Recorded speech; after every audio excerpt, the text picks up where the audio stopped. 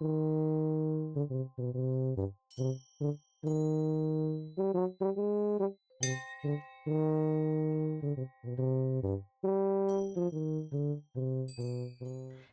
and welcome to another card that I've made for the Whimsy Stamps Halloweeners design team for 2023. This Halloween card is another subtle Halloween card, so I haven't gone all in yet, but it uses quite a few Whimsy Stamps Halloween stamps as well as dies, some Halloween and some regular dies in their set. So I'm looking forward to talking to you about all the different Whimsy products that I made to use this card. And I included several distress items as well, including one of my favorites that you will probably see me using on and off throughout my term here, the next 3 months, making Halloween cards, because it just goes hand in hand with Halloween for me. And that is Distress Grit Paste Crypt.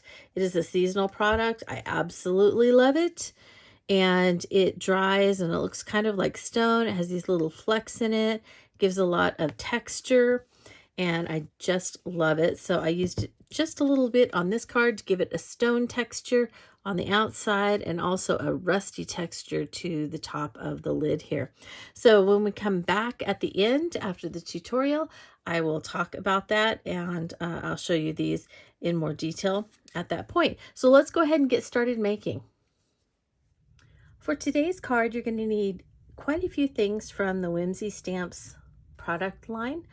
However, if you only have some of these things, as always, this is just hopefully an inspirational jumping off point for you to just give you some ideas that you can run with and make with your own style and the products that you have on hand.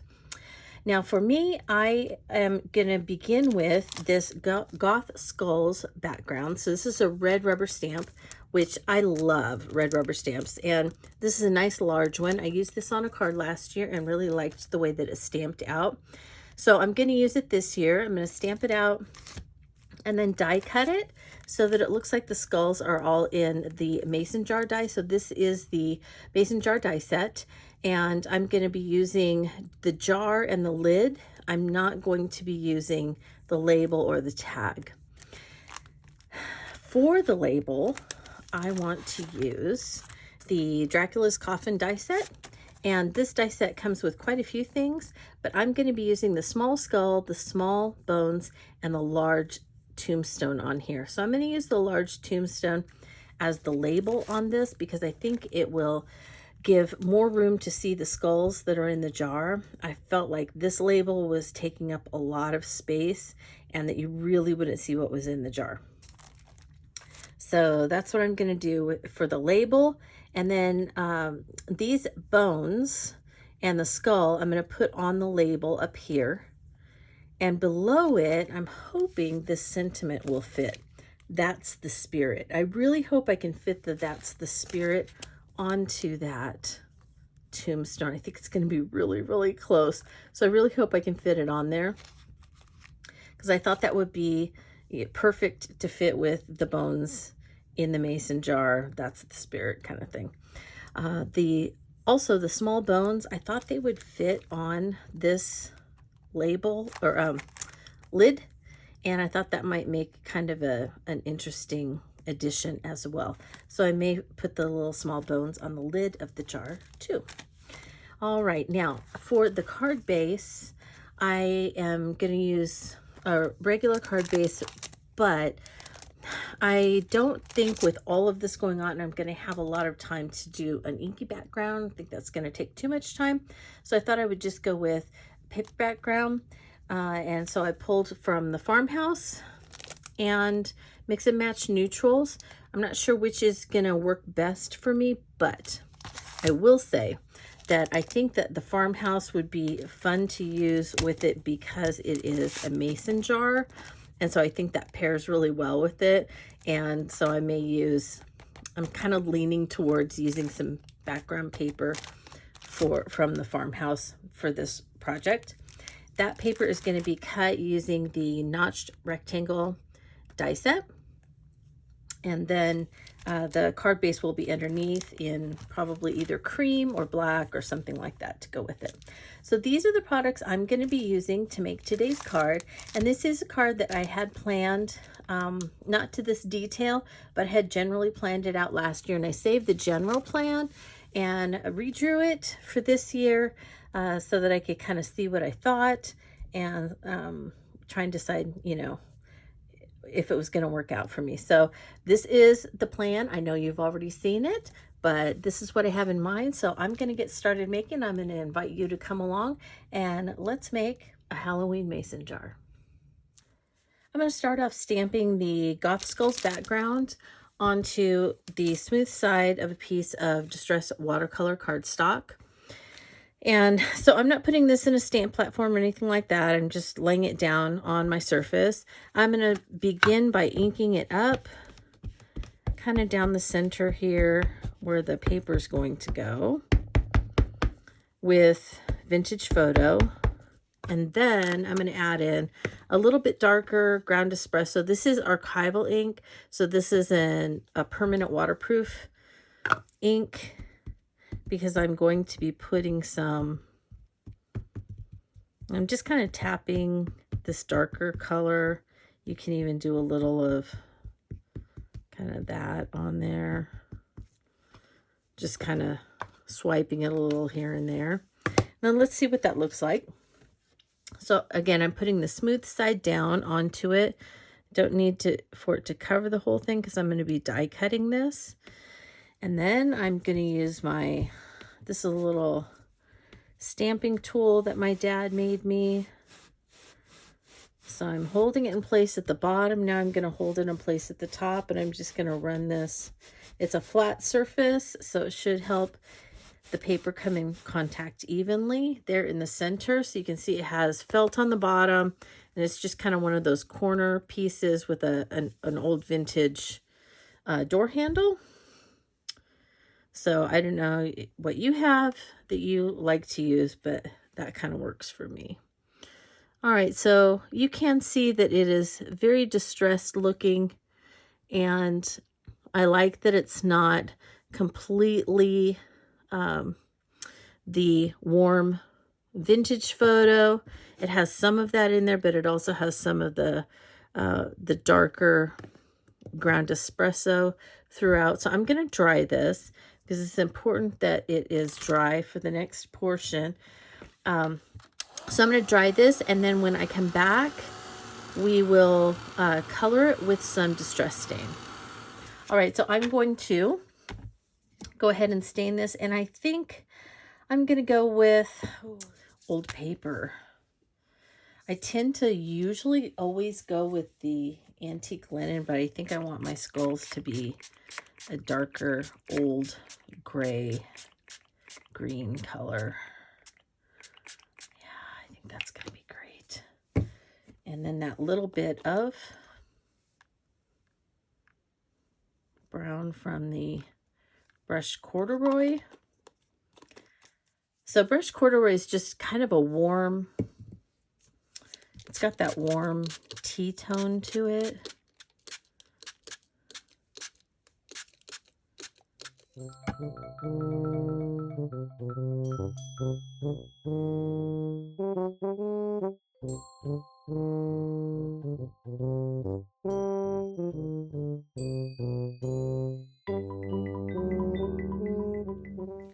I'm going to use the mason jar and cut out part of the skulls. So I'm going to go ahead and take care of that now. And in case you haven't die cut before, I went ahead and got my Sizzix Big Shot fold away. So this folds up. That's why it's called a fold away. So if you don't have a lot of room, this is a nice die cut machine because it does fold up. It's pretty thin. You can even take this off for storage, and then you just pull down and then push it in to die cut. So those are now locked. The platforms are locked in. And then for thinlits, you have to, thin die cuts, you need to have the adapter, and then there's a thinlit adapter portion as well.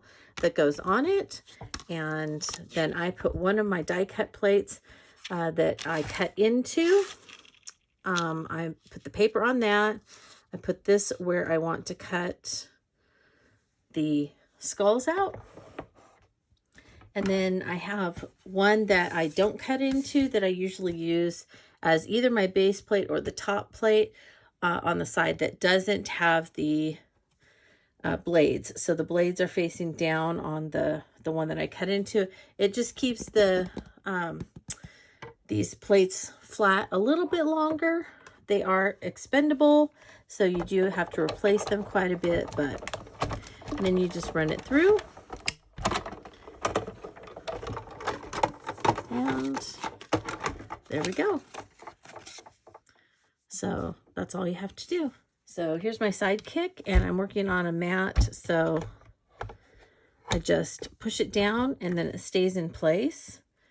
And then I can take my little bits of watercolor cardstock and I can trim it to fit.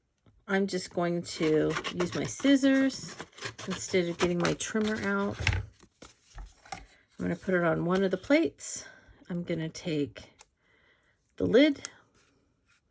I'm going to kind of put it this way.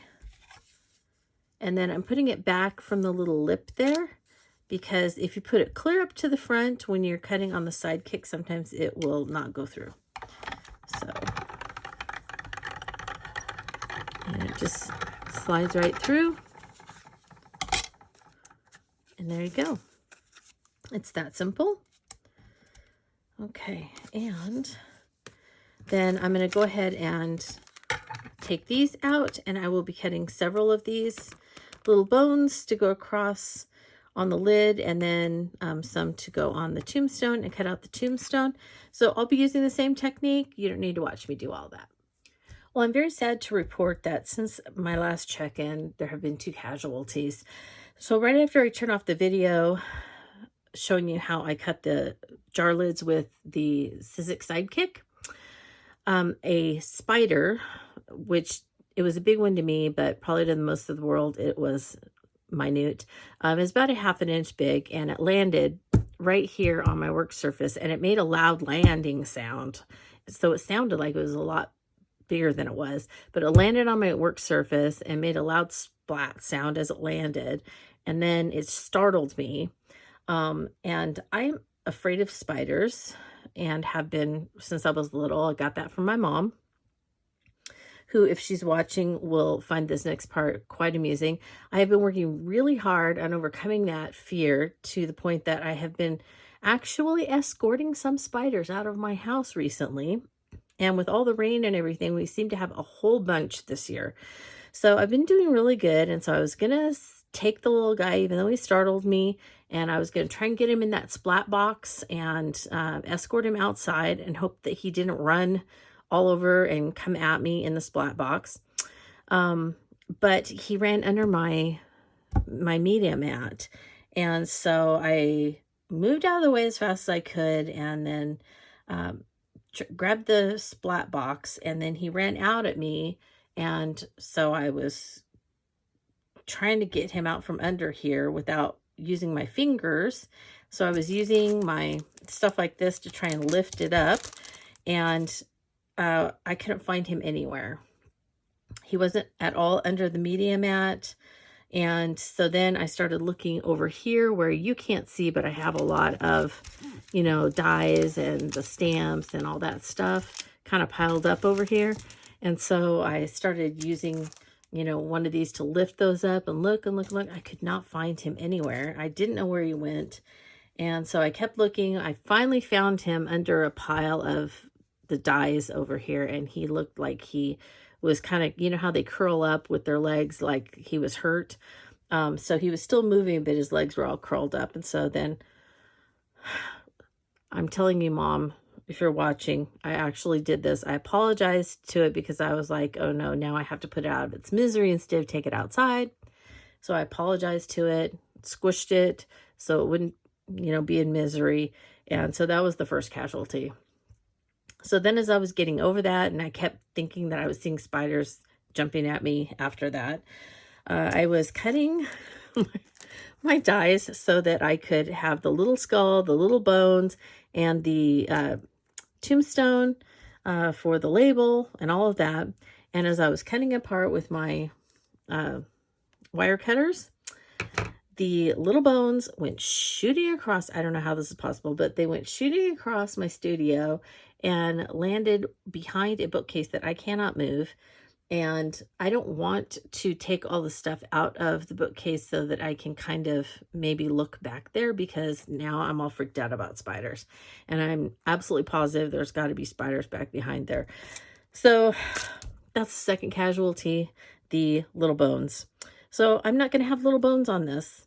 That's just the way it is. I either am going to have to buy a whole new set of this. It's the Count's Coffin, Dracula's Coffin die set. Okay. So be careful when you're cutting it apart. But I will not be using little bones tonight. We'll just do this without it. So I have everything cut. I have the notched rectangles cut. I used the dark wood trim from the farmhouse. I cut the skulls, the Goth skulls background out of the mason jar, cut the lids, cut the it's kind of the larger tombstone of the two tombstones, and I cut 3 of them, not because I need 3. I cut 3 because I am going to try and stamp the "That's the Spirit" onto it, because I'm pretty sure it'll fit as kind of the sentiment and the label for the jar, but I know I'm going to mess this up. So I cut 3 so that I could, you know, have a chance at getting it right on at least one of them. And then I cut 3 of these just because I thought, well, definitely I will have one here, but I didn't know if I was going to maybe, you know, throw a couple down here like that or something like that. I don't know. So it's always good to have more than you need. I have both lids glued together with collage medium, and I colored them with the brushed corduroy distress spray stain. So I just put a bunch of it on there, and so it already looks rusty. I think it looks fabulous. So I'm just going to add a little bit, you know, kind of here and there. So I just take a little bit of the grit paste and just kind of pounce it on here and there. You just want to give just a little bit of texture. Doesn't take much. So that's why I kind of pounce it. And sometimes when I get some on, I feel like, oops, that's just a little too much. And I'll go ahead and do that. All right. So that's how I put the grit paste on.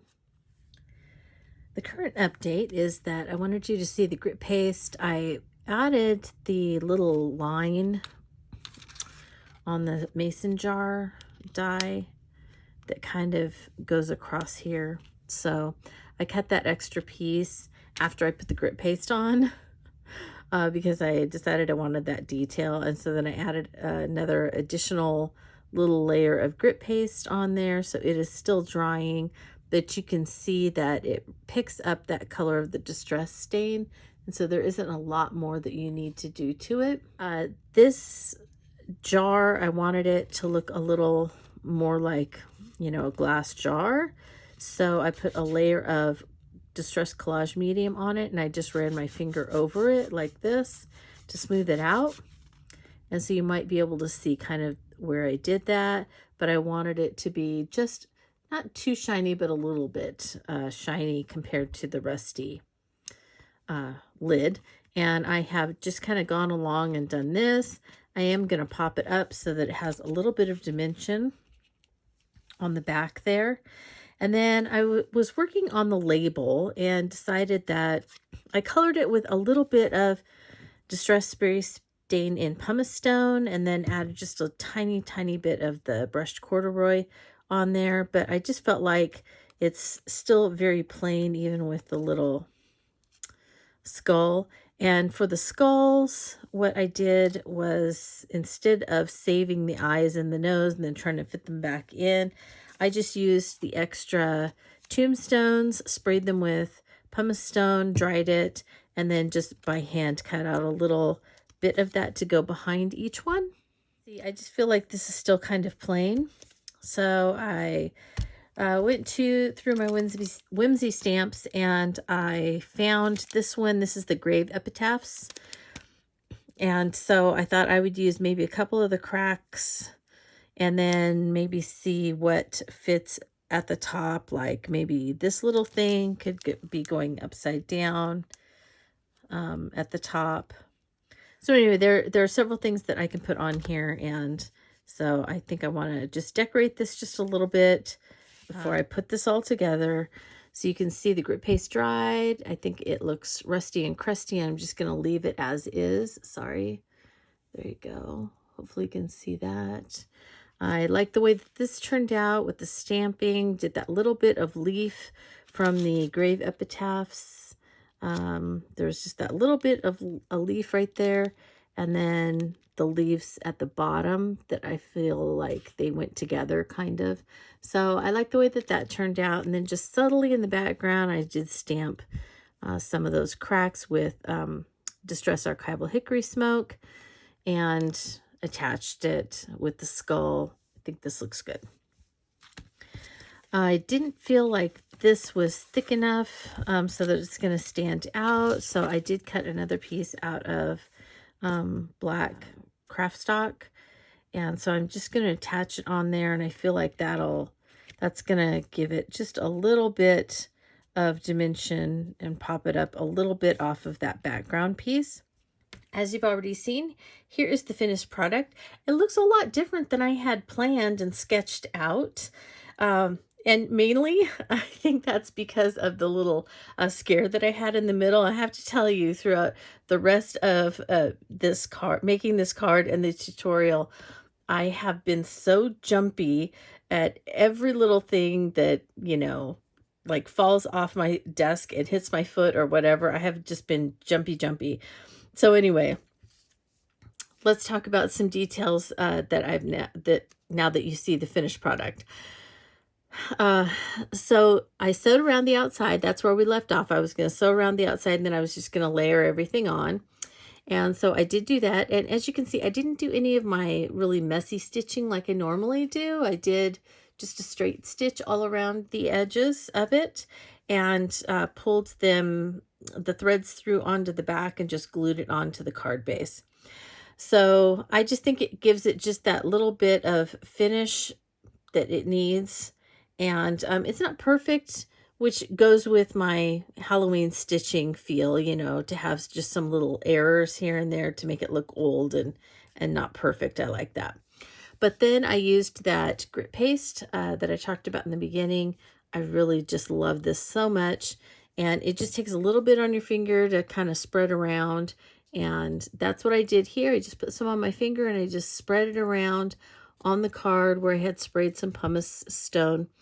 And I did that, of course, after everything. And then you can see that I put it on the brads. I didn't put any ink or anything else on those brads.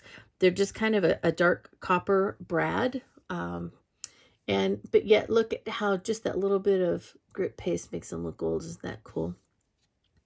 Now I love the little stamp from the Epitaph stamp set that makes this look like cracked, you know, stone, like a cracked stone background. Isn't that great?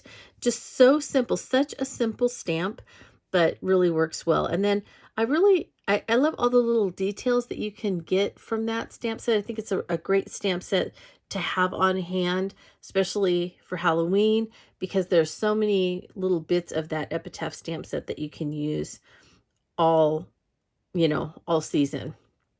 So I also pulled that little leaf stamp from up here and this one down here to add just a little bit of interest to this tombstone die from the Dracula's Coffin die set.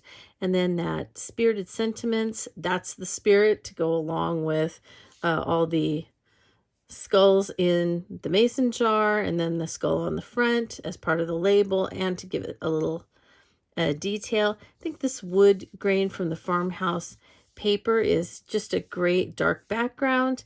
And then just the lid of that mason jar. Love the little detail of that added piece that goes across the top, but then that grit paste again, that just kind of soaks up the ink and makes it look old and crusty and, you know, like it's just been on that jar for decades. So all in all, I think that this subtle Halloween card turned out, although very different from what I had imagined when I, you know, sketched out my idea. The basics are still there, but I really like the way it turned out. And well, thank you for following along with this very scary tutorial for me, and you know, sticking with me through the demise of the spider and my bone die. So if you have any questions, as always, I am very happy to answer them. And the best way to ask a question is if it's a basic question that I can answer in a few sentences, just go ahead and comment below on this video, and I will be happy to address the question when I get time. If it's a little more in depth, or you need, you know, additional information that's going to take more than a couple of sentences, please go to my blog at playswellwithpaper.blogspot.com. And you can contact me through the contact section in the upper right hand corner. I will be happy to do my best to help you out and answer any questions that you had. So again, once more, I thank you so much for your support watching the video, and I hope that you have a very creative day. This is future Tammy with an update on the demise of the missing die. So I was telling the story to my mom today, and she said, oh, you should get a really strong magnet and put it back behind the bookcase. And I said, oh, you know, I think I have a really strong magnet.